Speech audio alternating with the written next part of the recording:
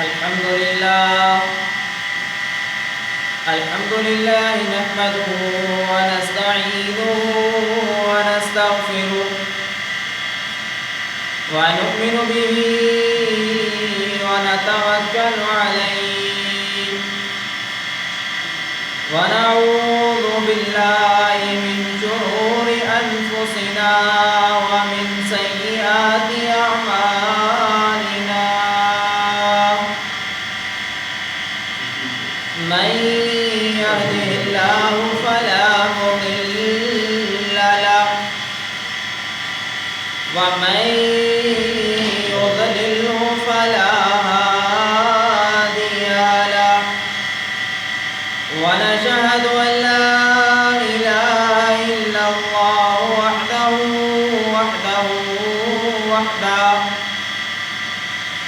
لا شريك له ونشهد أن محمدًا عبده ورسوله اللهم صل على محمد وعلى آل محمد كما صليت على إبراهيم وعلى آل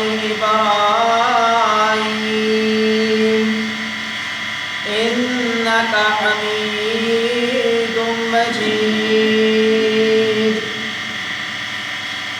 اللهم بارك على محمد وعلى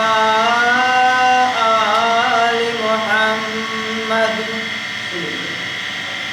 كما باركت على إبراهيم وعلى آل إبراهيم إنك حميد مجيد اللهم انفعنا بما علمتنا وعلمنا ما ينفعنا وزدنا علما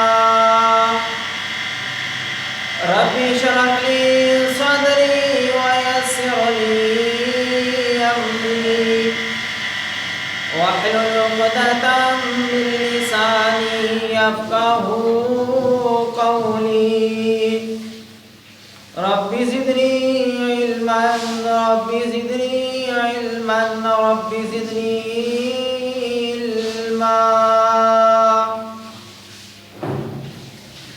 أما بعد فإن خير الحديث كتاب الله وخير الهدي هدي محمد صلى الله عليه وسلم وشر الأمور محدثاتها وكل محدثة بدعة وكل بدعة ضلالة وكل ضلالة في النار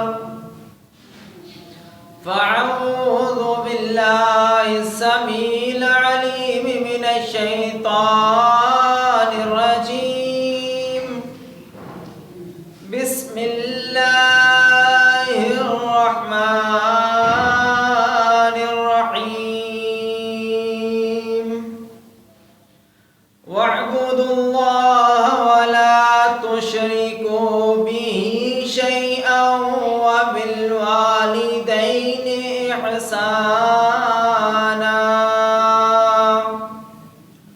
صدق اللہ العظیم حمد و ثنا کے پاک کلمات اللہ جل جلالہ کے لیے انگن لا تعداد بے شمار درود و سلام آقا دو جہان امام الانبیاء امام کائنات امام اعظم جناب حضرت محمد رسول اللہ صلی اللہ علیہ وآلہ وسلم کی ذات گرامی کے لیے حضرات کا والدین کے ساتھ ہم نے احسان قصہ کرنا ہے اللہ تبارک و تعالیٰ نے ہمیں احسان کا حکم دیا ہے تو ہم نے یہ احسان کس طرح کرنا ہے، آج اس بارے میں چند گزارشات آپ کے سامنے رکھنے کا ارادہ ہے۔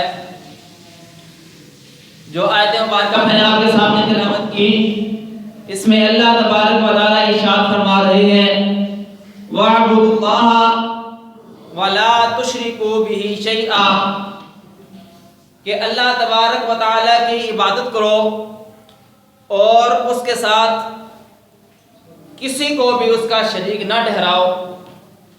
اور آگے کیا فرمایا، وَبِالْوَالِدَيْنِ إِحْسَانًا، اپنے والدین کے ساتھ احسان کرو۔ تو حضرات وقار، والدین کے ساتھ احسان کا سب سے پہلا مطلب یہ ہے کہ ہم نے اپنے والدین کی بات ماننی ہے، ان کا کہا ماننا ہے۔ والدین ہمیں جس بات کا حکم دیں، جو کام کرنے کا کہیں، ہم نے ہر وہ کام کرنا ہے، سوائے اس بات کے کہ ہمیں وہ کوئی اللہ تبارک و تعالیٰ کے بارے میں کوئی غلط بات کہیں یا کوئی غلط کام کرنے کا کہیں، وہ ہم نہیں کرنا۔ یعنی یہ کہتے ہیں اللہ کے ساتھ شرک کرو یا اسلام چھوڑ دو، تو ہم نے اس طرح کی ان کی بات نہیں ماننی۔ اس کے علاوہ ہم نے اپنے والدین کی ہر ایک بات ماننی ہے۔ حضرت ابراہیم علیہ السلام اور حضرت اسماعیل علیہ السلام کا واقعہ ملتا ہے کہ دیکھیے وہ کس طرح اپنے والدین کے فرما بردار تھے کہ اگر ہم نظر دوڑائیں تو انسان جب اپنی ازدواجی زندگی گزار رہا ہوتا ہے تو انسان کو سب سے زیادہ محبت اپنی بیوی سے ہوتی ہے۔ تو حضرت ابراہیم علیہ السلام ایک دفعہ حضرت اسماعیل علیہ السلام کے گھر گئے، ان کی بیوی سے ملاقات ہوئی۔ حضرت اسماعیل علیہ السلام گھر پہ نہیں تھے، تو ان کی بیوی سے پتہ کرتے ہیں کہ بتاؤ تمہارے گھر کے حالات کیسے ہیں۔ تو بہت ناشکری عورت تھی، اس نے کہا کہ بس بہت تنگی سے گزارا ہو رہا ہے، حالات ٹھیک کوئی نہیں۔ حضرت اسماعیل علیہ السلام کے بارے میں اس نے اچھی گفتگو نہ کی، کہا سر گھر سے پائے جاتے ہیں، یعنی اس طرح کی باتیں کی۔ تو جب حضرت ابراہیم علیہ السلام واپس جانے لگے تو کہتے ہیں کہ جب اسماعیل آئے تو اسے میرا سلام کہنا اور اسے کہنا کہ اپنے گھر کا دروازہ چینج کر لو، تبدیل کر لو۔ جب حضرت اسماعیل علیہ السلام گھر آئے تو اپنے والد کی خوشبو محسوس کی، تو پتہ کیا کہ کیا کوئی گھر آیا تھا۔ تو ان کی بیوی کہتی ہیں کہ ہاں جی ایک بابا آیا تھا، بزرگ آیا تھا، آپ کا پتہ کرتا تھا، اس طرح کی باتیں کی، پوچھا کچھ کیا کہ کہا جی آخر پہ صرف کتنا کہہ گئے گھر کا دروازہ تبدیل کر لو۔ مجھے کوئی سمجھ نہیں آئی کیا مطلب ہے اس کا۔ حضرت اسماعیل علیہ السلام کہتے ہیں کہ وہ مجھے نصیحت کر کے گئے ہیں، وہ تم کو دروازہ کہہ گئے کہ اس دروازے کو تبدیل کر لو، جاؤ میں تمہیں فارغ کرتا ہوں۔ یعنی کس طرح اپنی باپ کی بات کو مانا، دوبارہ نیا نکاح کیا۔ پھر حضرت ابراہیم علیہ السلام آئے، اچھے طریقے سے ان کی بیوی نہیں پیش آئی، تو حضرت ابراہیم علیہ السلام نے کہا کہ اب تمہارا گھر کا دروازہ ٹھیک ہے، اس کی حفاظت کرو، اس کو سنبھال کے رکھو۔ تو مطلب ہم نے اپنے والدین کی بات کو ماننا ہے۔ اس طرح حضرت عبداللہ بن عمر رضی اللہ تعالیٰ عنہ، ان کے بارے میں ایک واقعہ ہے کہ وہ کہتے ہیں کہ میری ایک بیوی تھی، مجھے اس سے بہت محبت تھی، لیکن حضرت عمر رضی اللہ تعالیٰ عنہ نے کہا کہ تم اسے چھوڑ دو۔ وہ حضور صلی اللہ علیہ وسلم کے پاس گئے اور کہتے ہیں کہ اللہ کے رسول صلی اللہ علیہ وسلم مجھے اپنی بیوی سے بہت محبت ہے اور میرے والد کہتے ہیں کہ میں اسے چھوڑ دوں۔ تو حضور صلی اللہ علیہ وسلم نے فرمایا کہ تم اسے چھوڑ دو۔ تو مطلب ہم نے اپنے والدین کی ہر بات کو ماننا ہے، چاہے ہمیں خود وہ صحیح معلوم ہو یا نہ ہو۔ تو والدین کے ساتھ احسان کا مطلب یہ ہے کہ ہم اپنے والدین کی ہر بات کو مانیں۔ اس کے بعد ہم نے اپنے والدین کے ساتھ بات کیسے کرنی ہے، نرم لہجے سے بات کرنی ہے، اپنے والدین کا ادب کرنا ہے۔ یہ نہیں دیکھنا کہ ہم بڑے ہو گئے ہیں یا ہمارے پاس علم زیادہ آ گیا ہے یا ہمارے پاس زیادہ کوئی پیسے ہیں، ہم اپنے والدین سے اونچے ہو گئے ہیں. نہیں، ہم نے اپنے والدین کا ادب کرنا ہے. اللہ تعالیٰ قرآن مجید میں کہتے ہیں قولاً کریما، کہ اپنے والدین سے کس طرح بات کرنی ہے، بالکل نرمی سے، نرم انداز سے اپنے والدین سے بات کرنی ہے. تو سب سے پہلے ہم نے اپنے والدین کی بات ماننی ہے، اس کے بعد ہم نے اپنے والدین کے ساتھ نرم لہجے میں بات کرنی ہے. جب بھی اپنے والدین سے بات کرنی ہے اپنا لہجہ اپنا رویہ نرم رکھنا ہے، یہ والدین کے ساتھ احسان ہے. اس کے بعد ہم نے اپنے والدین کی خدمت کرنی ہے.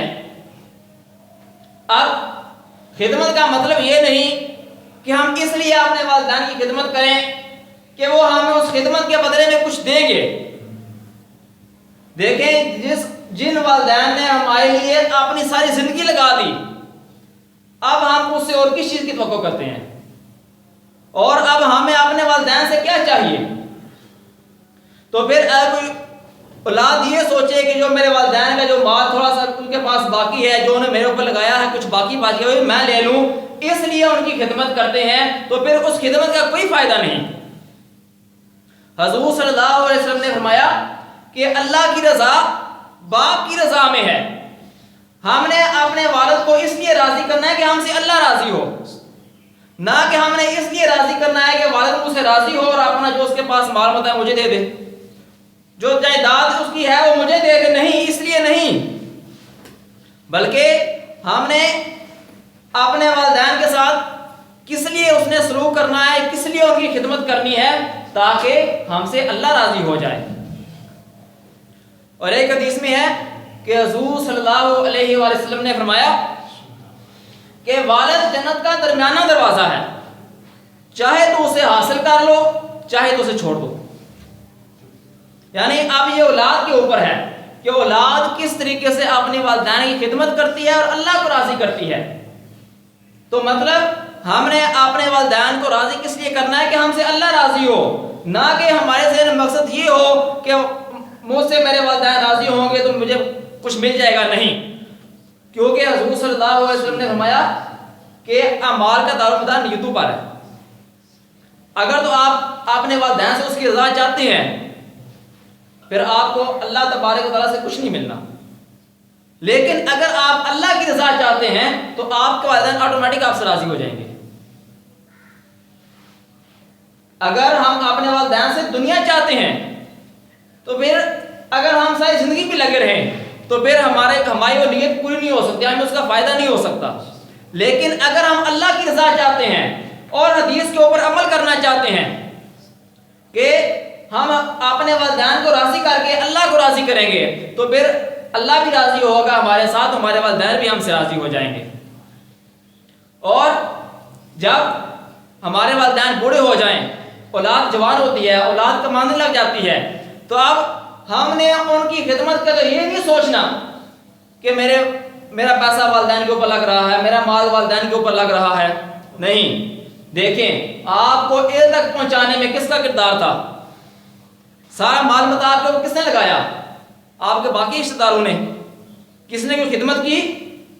نہیں، آپ کے اوپر جتنا بھی خرچہ ہوا سارے آپ کے والدین نے کیا ہے. تو اب جب وہ بوڑھے ہو گئے ہیں، بزرگ ہو گئے ہیں، تو اب ہمیں اس چیز کا نہیں سوچنا کہ ہمارا مال والدین کے اوپر لگ رہا ہے. ایک صحابی حضور صلی اللہ علیہ وسلم کے پاس آیا اور کہتا ہے کہ اللہ کے رسول صلی اللہ علیہ وسلم، میں جو کماتا ہوں میرا مال میں اپنی اولاد کے لیے رکھتا ہوں لیکن میرا باپ لے لیتا ہے. تو حضور صلی اللہ علیہ وسلم نے فرمایا کہ تو بھی تیرے باپ کا ہے اور تیرا مال بھی تیرے باپ کا ہے. یعنی اگر آپ کے والدین آپ کے مال میں سے لے رہے ہیں تو انہی کا مال ہے، آپ کا نہیں ہے. حضور صلی اللہ علیہ وسلم کیا کہہ رہے ہیں کہ تو بھی تیرے باپ کا ہے اور تیرا مال بھی تیرے باپ کا ہے. تو ہم نے اپنے والدین کے اوپر خرچ کرتے وقت یہ نہیں سوچنا کہ ہم اپنے والدین کے اوپر خرچ کر رہے ہیں، ہمارا مال کم ہو رہا ہے، اولاد کے لیے کھا ہوا ہے. نہیں، پہلے والدین کا حق ہے پھر کسی دوسرے کا حق ہے. ٹھیک ہے، تو ہم نے جب اپنے والدین کے اوپر خرچ کرنا ہے تو یہ سوچے سمجھے بغیر خرچ کرنا ہے، اور ہم نے اس کو گننا بھی نہیں کہ ہم اپنے والدین کے اوپر خرچ کر رہے ہیں، کیونکہ آپ کے والدین نے آپ کے اوپر خرچ کرتے ہوئے نہیں گنا، والدین نے خرچ کرتے ہوئے نہ ہی سوچا نہ ہی گنا کتنا خرچ کر رہے ہیں کتنا خرچ کر رہے ہیں۔ تو ہمیں بھی چاہیے کہ جب ہم اپنے والدین کے اوپر خرچ کریں تو ہم یہ سوچے سمجھے بغیر خرچ کریں کہ ہم کتنا خرچ کر رہے ہیں۔ اور یہ والدین کی خدمت یہ بہت بڑا اس کا ثواب ہے، بہت بڑا عمل ہے۔ ایک صحابی رسول حضور صلی اللہ علیہ وسلم کے پاس آتے ہیں اور کہتے ہیں کہ اے اللہ کے رسول صلی اللہ علیہ وسلم، میں نے جہاد کے اوپر جانا ہے، مجھے اجازت دیجیے۔ تو حضور صلی اللہ علیہ وسلم نے فرمایا کیا تمہاری ماں زندہ ہے یا باپ زندہ ہے؟ تو اس نے کہا جی اللہ کے رسول صلی اللہ علیہ وسلم دونوں زندہ ہیں۔ تو کہا جاؤ ان کی خدمت کرو، یعنی تم جہاد کر کے جو اللہ تبارک و تعالیٰ کی رضا چاہتے ہو، جو اجر چاہتے ہو، وہ ان کی خدمت حاصل کر کے اللہ کی رضا حاصل کرو، وہ ان کی خدمت کر کے اللہ سے اجر حاصل کرو۔ مطلب جہاد جتنا بڑا عمل بھی حضور صلی اللہ علیہ وسلم نے اسے نہیں کرنے دیا، کیا کہا کہ جا کے اپنے والدین کی خدمت کرو۔ اس طرح ایک صحابی رسول حضور صلی اللہ علیہ وسلم کے پاس آتے ہیں اور کہتے ہیں کہ اللہ کے رسول صلی اللہ علیہ وسلم مجھ سے بہت بڑا گناہ ہو گیا ہے۔ پوچھا کیا تمہارے والدین زندہ ہیں؟ کہا نہیں۔ پوچھا کیا خالہ زندہ ہے؟ اس نے کہا جی خالہ زندہ ہے۔ کہا جا کے اس کی خدمت کرو، یعنی اگر والدین نہیں تو کیا کہا خالہ کی خدمت کرو، اللہ تبارک و تعالیٰ تمہارا گناہ معاف کر دے گا۔ تو حساب لگائیں جب خالہ کی خدمت کا یہ ثواب ہے، اتنا اجر ہے، تو والدین کی خدمت کا کتنا اجر ہوگا، کتنا ثواب ہوگا۔ اس طرح ایک اور حدیث میں ہے کہ حضور صلی اللہ علیہ وسلم نے فرمایا، حضرت عبداللہ بن عمر رضی اللہ تعالیٰ کی حدیث ہے، وہ بیان کرتے ہیں ساتھ ان کا ایک دوست ہوتا ہے، جا رہے ہوتے ہیں تو راستے میں ایک بدھو آدمی ملتا ہے، اپنے سر کی پگڑی اتار کے اس کو پہنا دیتے ہیں اور اپنی سواری بھی اسے دے دیتے ہیں۔ جو ساتھ والا دوست ہوتا ہے وہ کہتا ہے کہ یہ آپ اس کو کیوں دے رہے ہیں اتنا، یہ تو تھوڑے سے مال کے اوپر بھی راضی ہو جاتے ہیں۔ تو حضرت عبداللہ بن عمر رضی اللہ تعالیٰ کہتے ہیں کہ اس کا باپ میرے باپ کا دوست تھا، اس کا باپ میرے باپ کا دوست تھا، اور حضور صلی اللہ علیہ وسلم نے فرمایا سب سے بڑی نیکی یہ ہے کہ تم اپنے والدین کے دوستوں کے ساتھ بھی نیکی کرو، یعنی اپنے والدین کے دوستوں کے ساتھ بھی احسان کرنا ہے، نیکی کرنی ہے، اس کا بھی اتنا بڑا اجر ہے، اتنا بڑا ثواب ہے۔ تو ہماری کیا صورت ہے، اپنے والدین کے ساتھ ہی نہیں کرتے، ان کے دوست تو پھر بہت اوپر چلے جاتے ہیں۔ تو اللہ تبارک و تعالیٰ سے دعا ہے کہ اللہ تبارک و تعالیٰ ہمیں اتنے بڑے عمل کو سمجھنے، اس کے اوپر عمل کرنے کی توفیق عطا فرمائے۔ اللہ تبارک و تعالیٰ نے ہمیں ابھی یہ نعمتیں دی ہوئی ہیں، ہمیں چاہیے کہ ہم اس نعمت سے فائدہ اٹھا لیں، کیونکہ بعد میں انسان کے پاس سوائے پچھتاوی کچھ نہیں رہتا۔ تو اللہ تبارک و تعالیٰ سے دعا ہے کہ اللہ تبارک و تعالیٰ ہمیں اس عمل سے زیادہ سے زیادہ فائدہ اٹھانے کی توفیق عطا فرمائے۔ آمین۔ وآخر دعوانا الحمد للہ رب العالمین۔